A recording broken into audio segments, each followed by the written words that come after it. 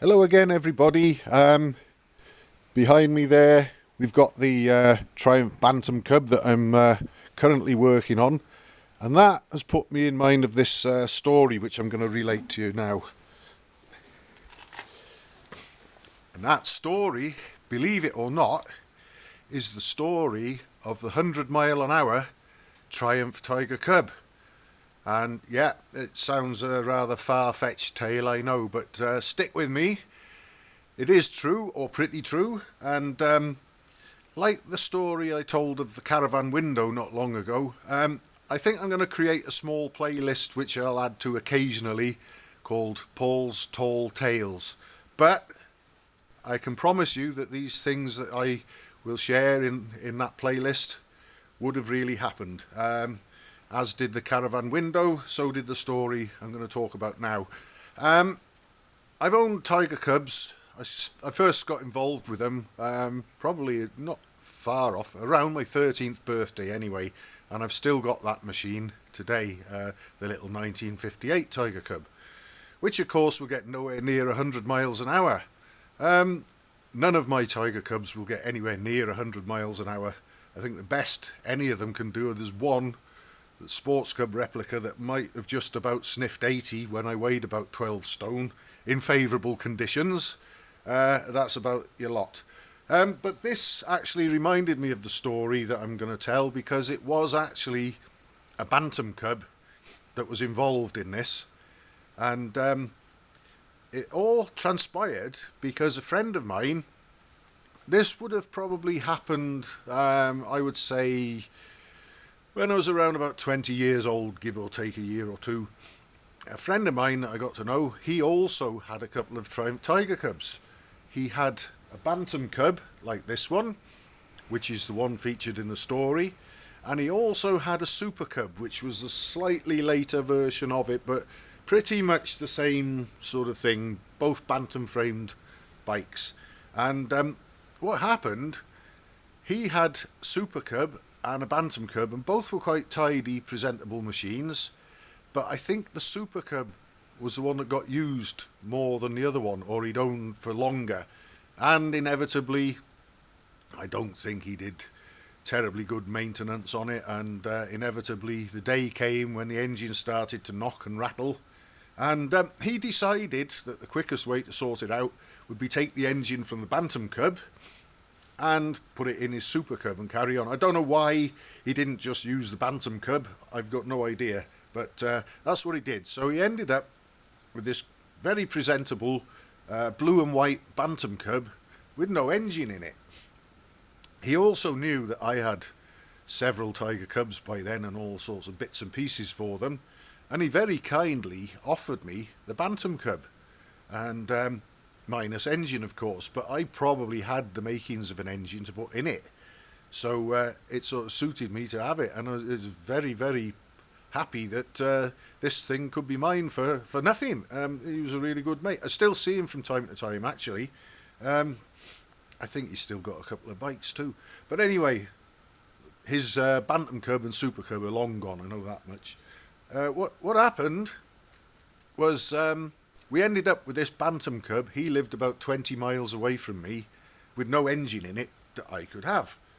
I didn't drive. I didn't pass a driving test. I didn't try passing a driving test until I was about 26. Driving just didn't really interest me, but I could have done with a van that day. He had four-wheel transport, but I think it was just a small hatchback car and nothing that we could have put this Bantam Cub rolling chassis into. So we decided between us, we agreed that I would use my Honda CB500T to tow the Bantam Cub rolling chassis back home to my place, where I still lived with my family back then, my parents. And the most direct route from his place to mine would have involved quite a few bits of A road, B roads, junctions, lanes and whatnot. Not ideal sort of towing, not an ideal towing route. So what we decided we would do is we would use the A40, which was a much more sort of level and more open, really less risky route than using all the lanes and the junctions and hills and corners associated with them. So we decided we'd do that. Anyway, the Honda CB500T might not be the fastest bike on the planet. I've still got that one. But one of its qualities was, and still is, especially for a Japanese machine like that, was it had tremendous pulling power. And as an example, one time, a guy I worked with and used to share the journey to work with, sometimes we'd go in his mini car, sometimes he'd hop on the back of my bike. It was his turn to take us to work in the Mini, but it was a very wet day and the engine damped out. So we ended up going to work on the Honda, and then after work we came home and I said, it's no problem, I'll tow you back with the Honda. So we put the rope on the grab rail and attached it to the bumper of the Mini and set off. And at one point there was quite a sort of long, straight section of road with quite a dip in it and then a climb up the other side again, and I decided to let the Honda rip a little bit, and we were closing on an indicated 70 or thereabouts when my mate in the Mini was flashing his lights at me. So I slowed down gradually and we stopped and asked him what was wrong, and he said, well, I've got no servo for the brakes because my engine's not running, can you slow down please? So anyway, that sort of explains or illustrates the pulling capabilities that Honda had and probably still has. I wouldn't do anything like that now, mind. The things you do in your youth, eh? Anyway, back to the Bantam Cub that we were towing. Now I said to my mate, I said, I'll keep an eye on you in the mirrors. Any problems or whatever, you just give us some sort of gesture and I'll slow down and we can stop and sort out whatever it is. But if you happen to see me looking in the mirror and looking back at you and everything's okay, just give us a thumbs up.